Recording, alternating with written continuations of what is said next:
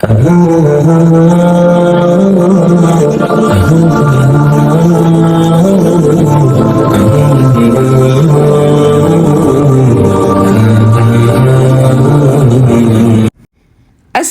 علیکم، کیا حال ہے؟ ہوپ ٹھیک ہوں گے، خیر سے ہوں گے، خوش ہوں گے۔ الحمدللہ ہم بھی بالکل ٹھیک ہے۔ بچے چلے گئے تھے اسکول تو سب سے پہلے آج میں نے سوچا کہ میرے مدرسے کا جلسے آنے والا ہے ماشاءاللہ، تو اس کا اناؤنسمنٹ وغیرہ کی تھوڑی تیاری تھی۔ پہلے ہی کافی لیٹ ہو چکا ہے اناؤنسمنٹ بنانے میں، پھر پہلے اس کو بنانا رہتا ہے، پھر مجھ کو اس کو یاد کرنا ہوتا ہے۔ مجھ کو نہیں پسند میں پیپر لے کے اس کو پڑھا کروں، یاد کر لینے میں کوئی اتنا بڑا مسئلہ نہیں ہوتا ہے۔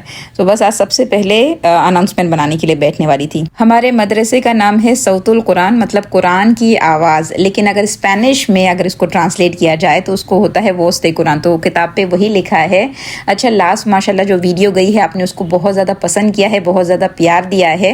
تو مجھ سے کافی لوگوں کے کوشچن آئے کہ آپ کہاں سے ہو، کہاں رہتے ہو؟ تو ہم انڈین ہیں، انڈیا سے ہے، لیکن شادی ہو کے پناما آئے ہوئے ہے۔ پناما سینٹرل امریکہ کی ایک کنٹری ہے۔ تو عام طور پر یہاں جو لینگویج استعمال ہوتی ہے وہ ہے اسپینش۔ تو اسپینش میں صوت القرآن کا مطلب ہوتا ہے وسط قرآن۔ آج ہم بات کرنے والے ہیں کہ ہم رزق میں برکت کے لیے کیا کریں۔ تو کچھ باتیں ہیں جو اگر ہماری زندگی میں آ جائے گی تو انشاءاللہ رزق میں برکت ہی برکت ہوگی۔ پہلے تو ہم کو یہ سمجھنا پڑے گا کہ رزق بولتے کس کو ہے۔ آج کل ہم نے بنا لیا ہے بس پیسہ ہی رزق ہے، جس کے پاس پیسہ ہے ماشاءاللہ بہت اچھا رزق ہے۔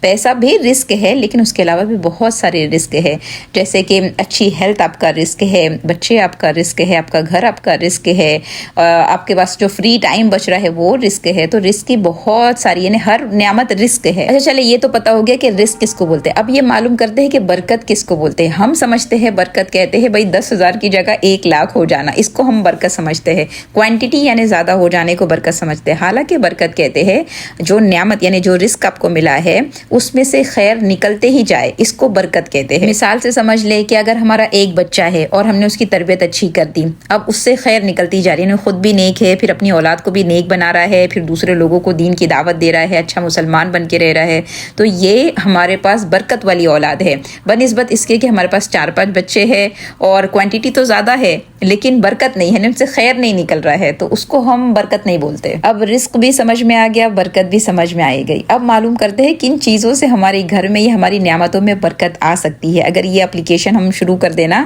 یہ ہیک بول لے آپ، اگر ہم اپلائی کرنا شروع کر دیں تو ہماری زندگی میں ہماری نعمتوں میں برکت آنے لگ جائے گی۔ اس میں سب سے پہلے یہ ہے کہ اللہ کی فرما برداری کرنا، یعنی اللہ جو بول رہا ہے ویسے کرنا، اللہ کی نافرمانی نہیں کرنا۔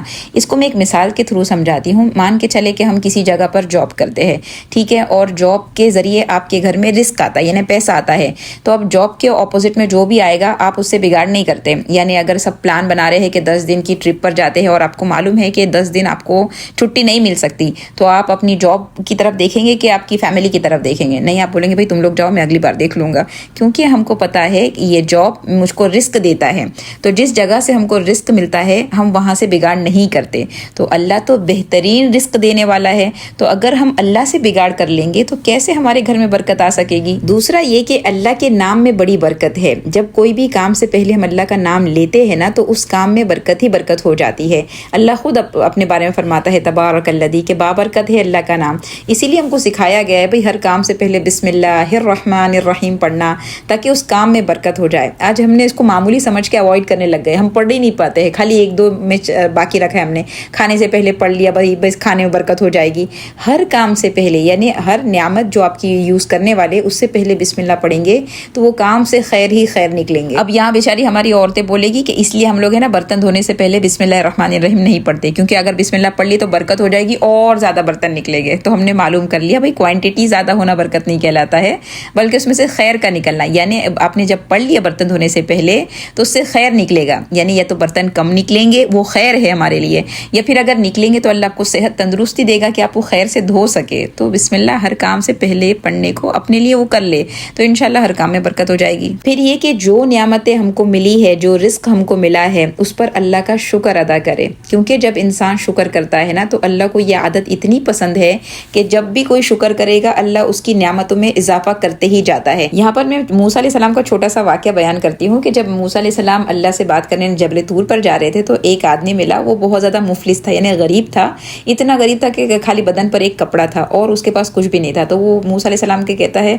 कि आप अल्लाह से कहना कि मेरे पास बड़ा यानी तंगी चल रही है, अल्लाह मुझको मेरी नियामतों में यानी इजाफा करे, कुछ दे तो खरी, यानी कुछ दे तो सही। हम गुजराती है थोड़ी, इसलिए वो आ जाता है कभी कभार।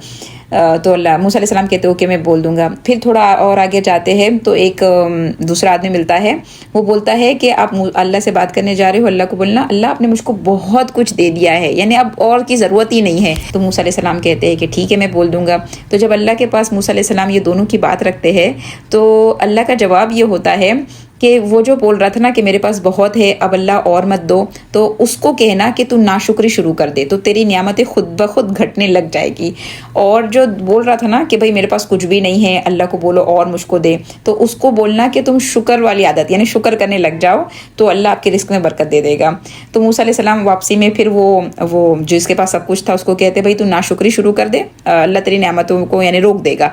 तो वो कहता है मैं नाशुक्री कर ही नहीं सकता, यानी मैं मर सकता हूँ लेकिन नाशुक्री तो मैं करूंगा ही नहीं, कि तेरी नियामतों को फिर बढ़ने से कोई रोक ही नहीं सकता। और फिर वो जो गरीब इंसान मिला था ना उसको मूसा अलैहिस्सलाम कहते हैं भाई तू शुक्र शुरू कर दे तो अल्लाह नियामतों में और इजाफा कर देगा।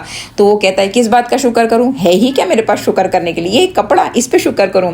फिर आता है कि इतने में एक हवा आती है और वो कपड़ा भी उसका उड़ जाता है। यानी नाशुक्री ऐसी चीज़ है जो आपकी नियामतें घटाती रहती है और शुक्रगुजारी ऐसी चीज़ है कि आपकी नियामतों में इजाफा होते रहता है। फिर एक पॉइंट ये भी समझ ले कि दूसरों की नियामतों को देखकर, दूसरों के पास चीज़ों को देखकर उनसे हसद ना करें, उनसे जेलसी फील नहीं करें। ये मान ले कि जो आपके नसीब का है वो आपको मिल के ही रहना है, जो उसके नसीब का है वो उसको मिलेगा। तो हसद एक ऐसी बुरी आदत है जो हमारे रिस्क में बरकत को रोक देती है। मिसाल से मैं समझा देती हूँ कि जब इब्लीस यानी ऊपर शैतान था तो अल्लाह ने उसको भी बड़ा दर्जा दिया हुआ था, फरिश्तों में बड़ा आलिम, वो भी मशहूर था। लेकिन जब बात आई आदम अलैहिस्सलाम की तो उसने आदम अलैहिस्सलाम से जेलसी फील करने लग गया, भाई इसको क्यों इतना दे रहे हैं, इनको क्यों इतना देना है, ये तो इसके वो नहीं है, हकदार नहीं है, मैं ज़्यादा अच्छा हूँ, मुझको देना चाहिए था। यानी वो अपनी नियामतों को छोड़ के आदम अलैहिस्सलाम की नियामतों पर फोकस करने लग गया, जिसकी वजह से जो था उसके पास दर्जा उससे भी गया गुजरा हो गया। तो नियामत बढ़ी यानी रिस्क में इजाफा हुआ कि रिस्क में इंक्रीज हुआ कि डिक्रीज हुआ। तो अगर हसद नहीं करेंगे ना तो इंशाल्लाह रिस्क में इजाफा ही होगा। और ये तो हम बचपन से सुनते आ रहे हैं, शेयरिंग इज केयरिंग। जी हाँ, जो चीज़ हमको रिस्क लगती है, नियामत लगती है, हम उसको चाहते हैं कि इजाफा हो नियामत में, बरकत वाला रिस्क हो जाए, तो हम उसको दूसरों से शेयर करने लग जाए। जैसे इल्म एक रिस्क है, हम चाहते हैं कि हमारा इल्म जो है ना बरकत वाला हो, तो हम लोगों के साथ उसको शेयर करने लग जाए तो बरकत वाला इल्म बन जाएगा। अगर हमको अपना टाइम बरकत वाला बनाना है तो हम लोगों के काम आने में अपना टाइम को लगा दे तो अल्लाह हमारे टाइम को खुद बरकत वाला बना देगा। इसी तरह हम अपने माल में भी बरकत चाहते हैं तो जी हाँ, हमको शेयर करना पड़ेगा। देखें कि अल्लाह के कितने बंदे हैं जो मुस्तहिक है, हम अपने माल को उनसे शेयर कर दे। कैलकुलेटर यही बता रहा होगा कि हमारा पैसा कम हुआ है, लेकिन जितना बचा है ना उसमें से इतनी खैर और बरकत निकलेगी कि हम संभालते संभालते थक जाएंगे माशाल्लाह से। अपने आसपास देखें कि कौन ज़रूरतमंद है, जो बेचारा बोल नहीं पा रहा है, आपको पता है उसको ज़रूरत है, तो अपनी इनकम में से थोड़ी सी इनकम उधर अगर आप महीने के हिसाब से भेज देंगे ना कि हर महीने एक फिक्स कर ले कि इतनी रकम मेरी इनके घर में जाएगी, तो वो जो छोटी सी रकम हमने दिया है ना तो अल्लाह उसको इतना बढ़ा कर क्वांटिटी में नहीं बरकत के साथ हमको वापस करेगा। और फिर आखिर में ये कि अपने गुनाहों को याद करके अल्लाह से दिल से माफ़ी मांगे। जी हाँ, बिल्कुल कुरान में अल्लाह पाक फरमाते हैं कि माफ़ी मांगने से यानी आसमान भी बारिश बरसाएगा और ज़मीन भी ख़जाने उगलने लग जाएगी।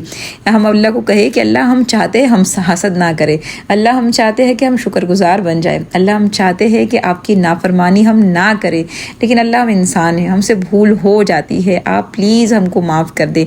यानी खाली तस्बीह नहीं पढ़ना कि अस्तगफिरुल्लाह अस्तगफिरुल्लाह, दिल से अपने गुनाहों को याद करके माफ़ी मांगना भी हमारे रिस्क में, हमारी नियामतों में बरकत पैदा करता है। फ़िलहाल मेरे इल्म में ये कुछ चीज़ें थी जिनको कर लेने से हमारे रिस्क में बरकत हो जाएगी। आपके इल्म में बरकत वाला तरीका हो तो बिल्कुल ज़रूर कमेंट करके बताइएगा। अच्छा, हम बाज़ार गए थे ना तो बाज़ार से ये सारा कुछ हम लेकर आए हैं। इतना सारा लाते हैं कि 15 दिन या 1 महीना आराम से चल जाए, क्योंकि यहाँ तो मार्केट या तो इतनी नज़दीक नहीं है या फिर डेली बेस पे इतना टाइम नहीं होता कि आप जाओ और रोज़ाना को उठा के लाओ। जहाँ ये फैसिलिटी होती है वो डेली बेस पे ही लाते हैं, लेकिन यहाँ ऐसी फैसिलिटी नहीं है, सो इसलिए हम प्रेफर करते हैं कि एक ही बार में लेकर आ जाए ताकि थोड़ी दिन तक आसानी रह जाए। और जितनी बार हम बाज़ार जाते हैं ना तो सारी वेजिटेबल 1 महीने के हिसाब से लेकर आ ही जाते हैं, तो 1 महीने तक फ्रिज में रहेगी ना तो ख़राब हो जाएगी। तो हम क्या करते हैं, ये सबको अच्छे से धोते हैं, धुलाते हैं, कट विट करके उसका पानी निथार लेते हैं, पानी उसका ड्राई कर लेते हैं और उसके बाद फ्रीज़र में डाल ڈال کے اس کو رکھ دیتے ہیں، تو ماشاءاللہ 1 مہینے بھی آرام سے چل جائے گی، اور جب تک آپ اس کو فریزر میں رکھو گے وہ اچھی ہی رہتی ہے۔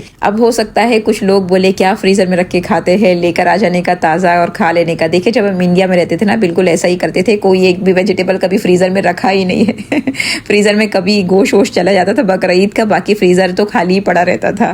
یہ تو ابھی یہاں پر حالات ایسے ہیں، اور پھر ہر حساب کی کتاب الگ ہوتے ہیں جگہ کے، تو بس اسی حساب سے سمجھ جانا چاہیے۔ تو اگر آپ نہیں رکھ رہے ہو فریزر میں تو اٹس آل اوکے، اور اگر ہم رکھ رہے ہیں تو اس پہ پھر تانے تشنے کرنے کی ضرورت نہیں ہوتی۔ تو ہمارے پناما کا اسپیشل سوپ ہے یہاں کی، یعنی ڈش ہے اسپیشل، بچوں کو کافی پسند ہے یہاں کے، اور یہاں جو پنامین لوگ ہیں وہ لوگ بھی کافی شوق سے کھاتے ہیں۔ ہمارے یہاں اس کو کہتے ہیں، یہ سوپ ایک قسم کا ہوتا ہے لیکن اسپینش میں اس کو سوپا کہتے ہیں۔ تو اس میں اروی اور بھٹے اور رتالو یہ سارا کچھ ڈالا جاتا ہے، اور بہت ماشاءاللہ بہترین سا سوپ لگتا ہے۔ بچوں کو سردی وغیرہ ہونا تو یہ بھی پلایا جاتا ہے۔ رات میں نے یہاں پاپڑی بھی بنا لی تھی رات کے لیے، پر مجھ کو دل بولا تو میں نے ابھی بھی تھوڑی آدھی روٹی کے ساتھ کھا لی ہے۔ ہوپ آج کا ویڈیو آپ نے انجوائے کیا ہوگا، انشاءاللہ پھر ملیں گے، جلد ملیں گے، تب تک کے لیے السلام علیکم۔